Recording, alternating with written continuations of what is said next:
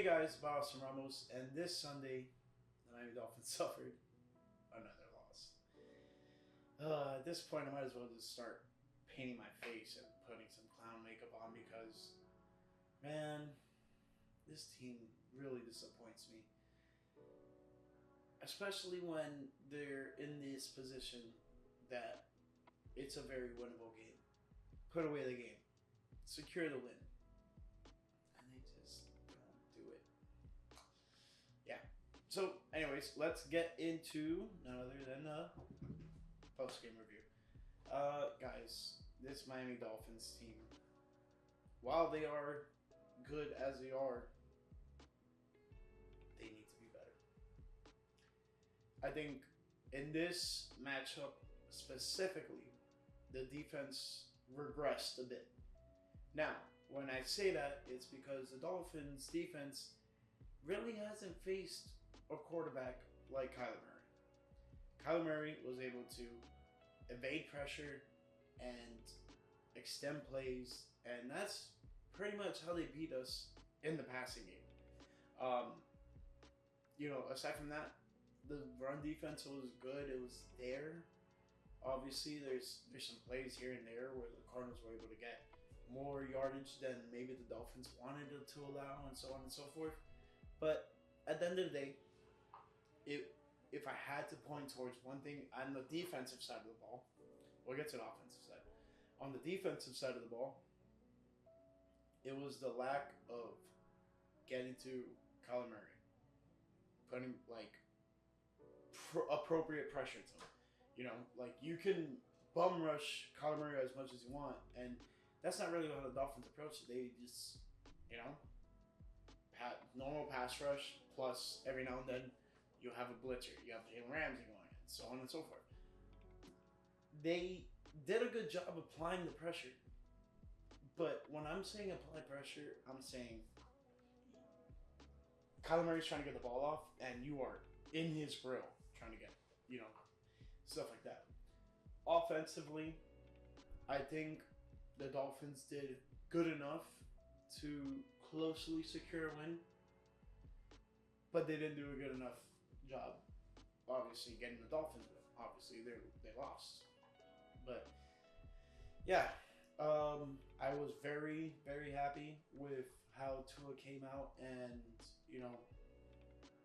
felt like he didn't miss too much of a beat.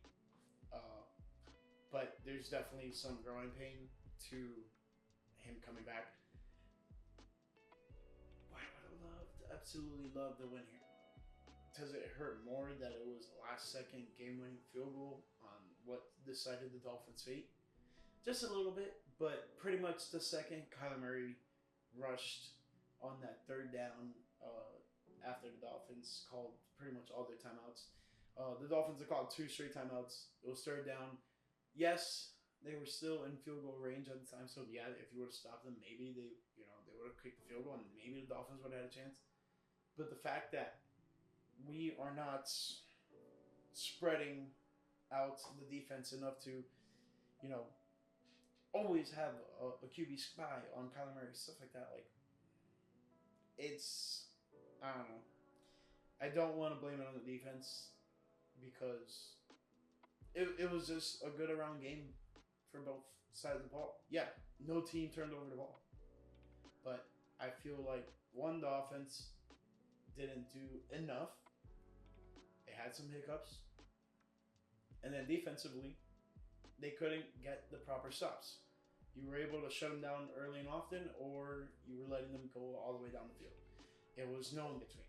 So that was the most upsetting part of watching this game. Is just the defense couldn't get the proper stoppage when they really needed it. And then the offense couldn't extend the drive and get further down the field when they needed it. And that was pretty much the moral of the story. Let's get into some team stats. We're going to go over the highlight.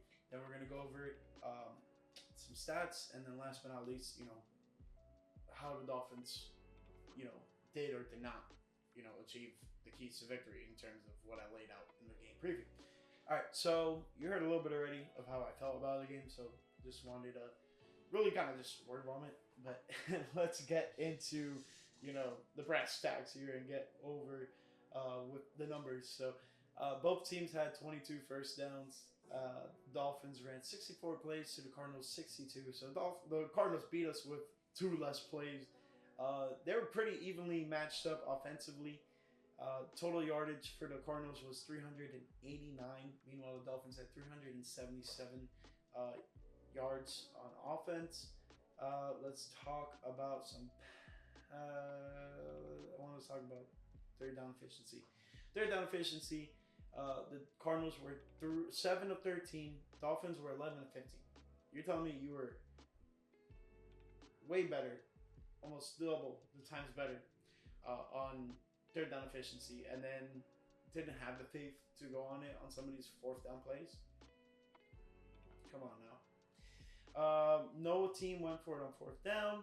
And then if we want to talk about some penalties, the Cardinals had 4 penalties for 29 yards. Dolphins, 2 penalties for 15 yards. It's crazy how the tide has turned with Tua at the quarterback. Because last game I was saying like Dolphins had 6 penalties, and the game before that, so on and so forth. It was, if you surpass 5 penalties in a game, it's pretty detrimental. Especially when those penalties come in effect. So the fact that the Dolphins had 2 penalties for 15 total yards, it's a good sign. That one, the team is in order and they're doing good. And then on the other hand, just playing good ball. Red zone appearances per, finishes. The Arizona Cardinals were 2 of 3, so they went to red zone 3 times and scored 2 touchdowns. Meanwhile, the Dolphins were in the red zone 4 times and had 3 touchdowns. Time of possession was pretty even, but I remember they flashed the time of possession after the first quarter, and it was dominating. The Dolphins had like 11 plus minutes to the Cardinals 2 minutes on time of possession in that first quarter, and that was really telling because the Dolphins had 10 points, Cardinals obviously had 0 there in that first quarter. But time of possession, 29 minutes, 29 seconds for the Arizona Cardinals, 30 minutes and 31 seconds for the Miami Dolphins. So the Arizona Cardinals found a way to dominate time of possession in the second half, and that was big time for them. Aside from that, I thoroughly liked how the Dolphins played this game. I just really, really wish they were able to stop Kyler Murray from extending that drive and getting that first down on that key third down when the Dolphins were on their last timeout. I feel like, it would have been cool to see what would have happened should the Dolphins had a chance to go down the field and make their own game-winning field goal. Unfortunately, the world will never know because that's not what happened. But let's, without further ado, get into the highlight. And like I said last week was really bad. YouTube just completely did not want me to upload that freaking video. This week, I shortened down the highlight. I'm not going to go too depth with playing videos just because I don't want to be uploading this video past midnight again because that was very unfavorable towards me. So anyways, let's get into the highlight. We got Kyler Murray. I think this is his first game in Miami. And then you got Tua coming back. His first action since week 2. We're going to start off with the Dolphins. They got out and ahead early. Raheem Mostert with a quick, easy running touchdown. Kyler Murray finds Michael Wilson butt naked, wide open in the back of the end zone. I believed the Dolphins had a blitzer here, and Kyler Murray was able to evade them and extend the play, which was pretty much what I was rambling on about.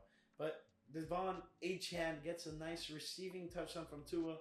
Man, love to see Achane getting, loose and getting some action. And then you gotta love to see this. Tua celebrating, pumping his fist. Man, first touchdown back since being out since week 2. But the following Dolphins drive, safety. The ball goes out of the back of the end zone. Tua tries lifting it up there at the end, and it just did not help. And how about Jalen Ramsey? Man, you upset me, man. I was wearing your jersey in this game. You got burnt by Marvin Harrison Jr. What a grab. Marvin Harrison Jr. is legit, and the Cardinals made a complete right choice by drafting that guy. He can go toe-to-toe with the best of them. At this point, the Cardinals were down by 2, and they went for it for a 2-point conversion. Dolphins stuffed James Conner in the end zone to not allow the 2-point conversion. Raheem Mostert on the following Dolphins drive gets in the end zone. You think at this point, Dolphins have a favorable lead, it could work. But no, Cardinals march on the field, and James Conner punches it in the end zone and basically punches Kendall Fuller out of his way. And then the final nail in the coffin was this game-winning field goal with no time left. The rookie Marvin Harrison Jr. loves it, and so does the rest of that Arizona Cardinals special teams unit. There they go, celebrating with their kicker, Chad Ryland. So, with that being said, the Dolphins lost 28-27. And it drops them down to 2-5 on the year and 1-3 at home. It hasn't been a great season for this Dolphins team. They look decent. I will say that. This loss is not detrimental because this is an NFC opponent. But this was a game that could have started to swing your season in the right direction. Now you're sitting at 2-5 instead of 3-4, and staring the AFC playoff picture right in the face, because a lot of those teams are kind of in the middle of the pack there. And I feel like the Dolphins can really just squeeze their way into that playoff picture. But now at 2-5, you're looking at a whole different scenario, and you're looking at, dang, we got to run this table and just all in the rest of the year. And it's very unfortunate because this is not one where the Dolphins wanted to be at the beginning of the year. Two, given the circumstances, this is not where the Dolphins wanted to be at this very damn day, because they expected full on to get a win with their quarterback one back at the helm, and that's not what happened. They faced a very good Arizona Cardinals team, and the Cardinals pretty much did exactly what I said they would do. They, on offense, utilized those three guys: Kyler Murray, James Conner, and Marvin Harrison Jr. Those guys had themselves a day against this Miami Dolphins team. So much so that Kyler Murray had 307 passing yards, 2 touchdowns, no interceptions, and was not sacked a single time.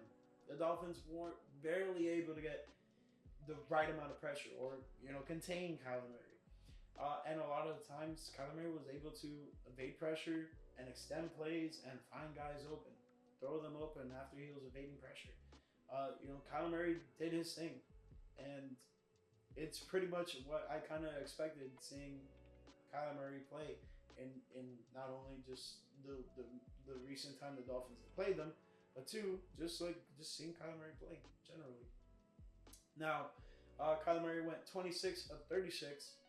Like I said, 307 passing yards, 2 touchdowns. But man, the Dolphins' defense was there. They were present in a lot of these plays. But Kyler Murray was able to evade the pressure and extend the play and find the open guy. It's point blank period how that story went. Because honestly, if the Dolphins converted on half or maybe a third or fourth of those pressures, you can see those yardage marks probably in the 200s or below. So that's just my thought process. But moving on, we got Tua with 28 of 38, 234 yards, 1 touchdown, stacked once for a loss of 7 yards. Not the best day, but not the worst day.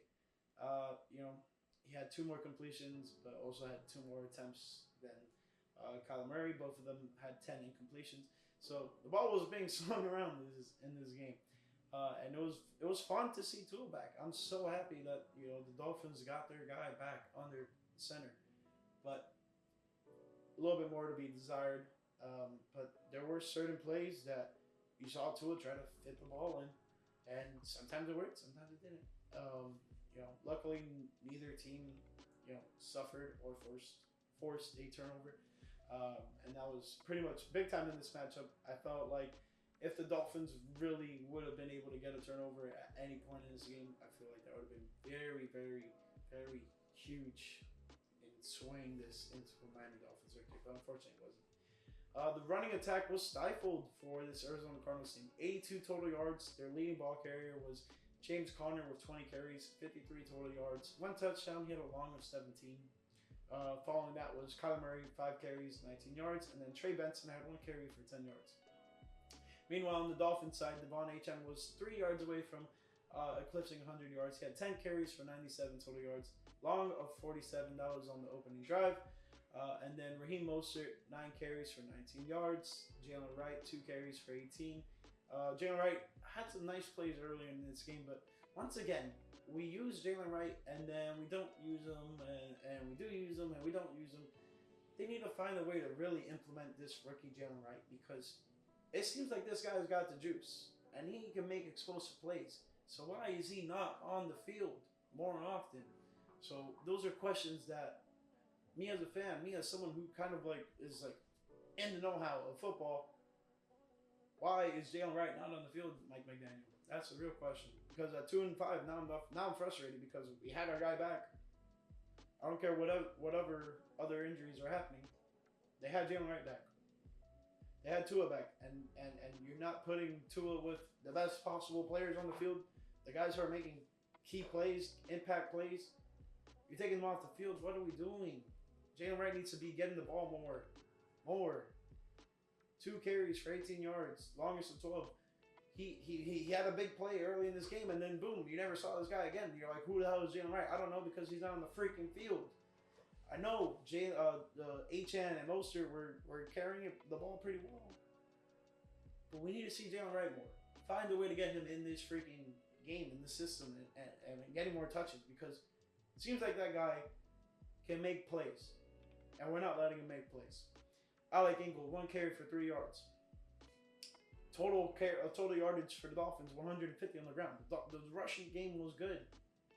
We don't need to be throwing the ball all over the yard, which I would love to see Tua doing that. But listen, every good quarterback, they should have a complimentary running game, and the Tua has that. So why not exploit that and make that be a focal point? I don't know. So yes, I love seeing triple digits in that rushing column, but we need to implement Jalen Wright more. Receiving for the Arizona Cardinals, they had 307 total receiving yards. Trey McBride was the leading receiver with 9 receptions, 124 total yards, longest of 37. Listen, he didn't get in the end zone, but he was going off. Trey McBride was having himself quite the day on National Tight End Day. Let's keep it going. We have Marvin Harrison Jr. with 6 receptions, 111 yards, 1 touchdown, longest of 25. And Marvin Harrison Jr. is all that he's cracked up to be, and he's going to be a force to be reckoned with in this league moving forward. And the Arizona Cardinals got them a good one. So kudos to them. And they're going to be competitive in this NFC West as long as they have that kind of like 3-headed monster attack between Kyler Murray, Marvin Harrison Jr., and James Conner. Moving on, we have Mike Wilson, 5 receptions, 31 total yards, and a touchdown. James Conner, 2 receptions, 16. Elijah Higgins, 2 receptions, 13. And then they had 2 receivers with 1 reception, both under 10 total yards. And then Amari DeMarcaro with 1 target. Moving on to the Dolphins, Tyreek Hill and Jalen Waddle had more than 1 reception in this game, I'll tell you that. Tyreek Hill had 6 receptions, 72 total yards, longest of 30. That was a nice play. I wish I would have got that one for the vlog. Devon Achane, 6 receptions for 50 total yards and a touchdown, longest of 16. Jalen Waddle, 4 receptions, 45 total yards. Jonnu Smith, 4 receptions, 20 yards. Alec Ingold, 3 receptions, 19. Raheem Mostert and Julian Hill both had 11 total yards, but Julian Hill had 3 total receptions. And D. Eskridge had 1 reception for 6. I was like, who the hell is D. Eskridge? And I don't know, just some guy there. Talking about fumbles. Kyler Murray had a fumble. He recovered it. Tua, surprisingly, had 3 fumbles. He recovered 1. And Austin Jackson and Robert Jones both recovered the others. Julian Hill had a fumble. And it was kind of weird. I think that was the one. All right, here we go. Tua had 3 fumbles. One of them was the safety. And then I think Robert Jones was the one that jumped on Julian Hill's fumble because he fumbled it, and then it was recovered on the goal line, and then that was, I want to say, the Raheem Mostert rushing touchdown. Keeping it moving to the defensive side of the ball, the Arizona Cardinals leading tackler was Budda Baker. That guy's a stud. 12 total tackles, 6 solo. He had 1 tackle for loss and 1 pass deflection. Jalen Thompson had 11 total tackles, 8 solo. And then moving on, we have Max Melton with 1 tackle for a loss. Kazir White with a tackle for a loss, a pass deflection. And then Dante Stills with a sack, tackle for a loss, and a pass deflection. And then moving more, we have Jesse Lukita with a tackle for a loss. And then last but not least, Ben Steele with a pass deflection for the Arizona Cardinals. And then for the Miami Dolphins, Jake Long was the leading tackler for the Miami Dolphins with 9 total tackles, 6 solo. Jordan Brooks, 9 total, 5 solo. These 2 linebackers, man, they've been doing pretty good in terms of the tackling. I wish I could see a little bit more when it comes to, pass breakups, so on and so forth, forcing turnovers. But they are flying to the ball. Those are the main 2 guys getting after it. Moving forward, we have a pass deflection by Jordan Poyer. That was a big one. Calais Campbell, pass deflection. Jordan Brooks also had a QB hit. Jalen Ramsey, 1 pass deflection. Manuel Agba, 1 tackle for a loss, 1 pass deflection. Kendall Fuller, 1 pass deflection. And Chop Robinson with a TFL, tackle for a loss. That TFL by Chop Robinson was nice. Wish I could see more from Chop, getting to the quarterback or getting more tackles for a loss. That would be huge. But so far, so good with Chop. Just wish, could see just a slight bit more uptake on terms of the production on the defensive side of the ball. Kick returns. DJ Dallas, former Kane OU. DJ Dallas, 1 kick return for 21 yards. Meanwhile, D. Eskridge had 1 return for 35 total yards. Punt returns. Malik Washington had 2 returns for 25. And then kicking, Chad Ryland had 2 for 2 on field goals, longest of 57, and then 2 for 2 on extra points, totaling for 8 total points by him. Jason Sanders had 2 for 2 on field goals, and then longest of 53, 3 for 3 on extra points, totaling for 9 total points by him. Punting, Blake Blicken, I'm not going to say his name right. 3 total punts for 160 yards. 2 of which were in the 20, longest of 60. And then last but not least, Jake Bailey, 2 total punts, 92 total yards, 1 touchback, 1 in the 20, and longest of 56. Now, those are all the stats. I went through the team stats, highlight, overall, just individual stats throughout the game. Now, why did the Dolphins lose this game? Now, you could say it was the safety, because without the safety, the Dolphins are technically winning by 1 point. You could say that the Dolphins couldn't stop Kyler Murray and the Arizona Cardinals on 3rd down when they were down to the last out. Yes. Or you could say that the Dolphins didn't try to extend their drive by going for it on 4th down, maybe being a little bit gutsy. Sure. There's certain moments in this game that you can look back and be like, that's where they lost the game. That's where the game shifted. It is what it is. It's football, and the Dolphins lost by a single point. You know how hard it is to lose by 1 point in football? It's pretty hard. Aside from that, man, I was happy with how this Dolphins team played. I really, really wish things would have been just a little bit different. Just a little bit different. Man, if this Dolphins team was able to come out on top in this matchup, I'd be singing a whole different tune right now. But I'm exhausted, and they killed my vibe. Point blank period. I'm probably, you see the Stevie behind me? That's you right there. I'm probably not even going to put on football after I make this video, because I'm tired. Football's killing me. No, but in reality, this Dolphins team, I think they're fine. But you got to beg into the question, where do they go from here? You're 2-5. You're losing a close game when you probably should have won by almost a touchdown. And not to mention, you go and play the big bad in your division next week on the road at Buffalo. It's looking a bit grim for this Dolphins team, if I'm being honest. If I'm being, quite frank here. And then they go on the road following that to a Los Angeles Rams team that looks like no slouch anymore. They got their guys back. They got Puka. They got Cooper Kupp. Kyron Williams is looking like a good Kyron Williams. Matthew Stafford is looking pretty competent. What are we doing? And then you may have a cupcake game against the Raiders in 3 weeks, but who knows what Raiders team you're gonna get? Because honestly, I have no idea. You may win against the Patriots, but now Drake may start a lineup. There's so many what ifs or what can happen moving forward. But in the here and now, it's upsetting to see this Dolphins team lose this game in the way they did. I'm fine with the last second field goal loss. Like, all right, I'm not going to be harping down you guys' throat saying, hey, can't believe we lost on that last second field goal. Like, that's football, buddy. But it's the manner in which they lost that. There was multiple points where the Dolphins lost the game.